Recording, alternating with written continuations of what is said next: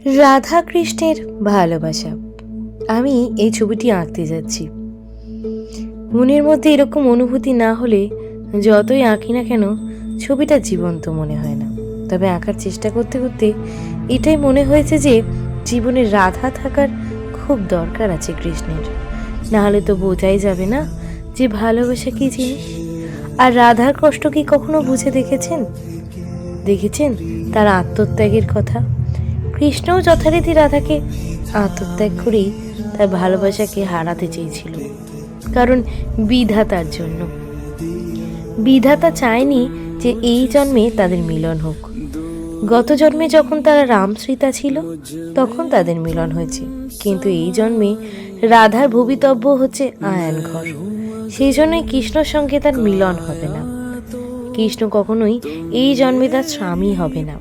তাই জন্য এই জন্মেই তারা গত জন্মে আবারও মিলনের প্রতীক্ষায় একে অপরের কাছে যখনই আসে, তাদের মন অদ্ভুত এক প্রেমময় আবেশে ভরে যায়, আর ভরে যায় সেই প্রেমময় আবেশের দীপ্তিতে।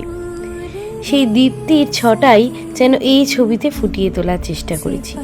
অর্থাৎ আমরা যাদেরকে মন থেকে ভালোবাসি, কিন্তু যাদের সঙ্গে এই জন্মে আর গাঁটছড়া বাঁধা হয়নি, এই জন্মে যে মানুষটাকে স্বামী হিসাবে আর পাওয়া হয়নি, যার সঙ্গে মিলন পরের জন্মের জন্য তোলা রয়েছে। অর্থাৎ কথা দেওয়া রয়েছে যে এই জন্মে যতই আমরা দূরে থাকি না কেন, হয়তো একে অপরের মনের কাছাকাছিই থাকবো। পরজন্মে মিলন অনস্বীকার্য। সেই জন্মে একে অপরকে কখনোই হারাবো না। এই রকম এক কথা দেওয়ার প্রতিশ্রুতিতেই অনেক প্রেম এভাবেই থেকে যায় পরের জন্মের আকাঙ্ক্ষায়। পরের জন্মে তাদের প্রেম হয়তো সত্যিই মিলবে, কারণ পরের জন্মে ভবিতব্যের জন্য তারা ভগবানের কাছে আগে থেকে মিনতি জানাবে।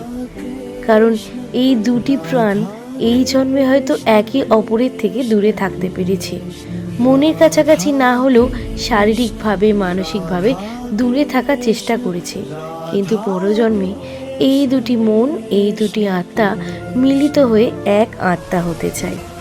রাধা কৃষ্ণের প্রেম তখনই আপনি বুঝবেন যখন রাধা কৃষ্ণের মতো এই অবস্থার সম্মুখীন আপনিই হবেন।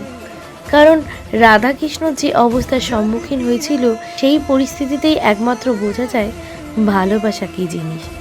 যে মানুষকে আপনি ভালোবেসেছেন, জীবনে যদি তাকেই পেয়ে যান, তাহলে বুঝবেন না যে ভালোবাসার কী মানে, কী অর্থ। কিন্তু যদি সেই মানুষটির জন্য আপনাকে একটা পুরো জনম অপেক্ষা করতে হয় এবং মনে মনে ভালোবেসে তার জন্য অপেক্ষা করতে হয়, তাহলেই আসলে আপনি বুঝবেন অপেক্ষায় কি পরিমাণ ভালোবাসা আছে, কতখানি পবিত্রতা আছে এই প্রেমে, কতখানি খাঁটি হলো আপনাদের প্রেম।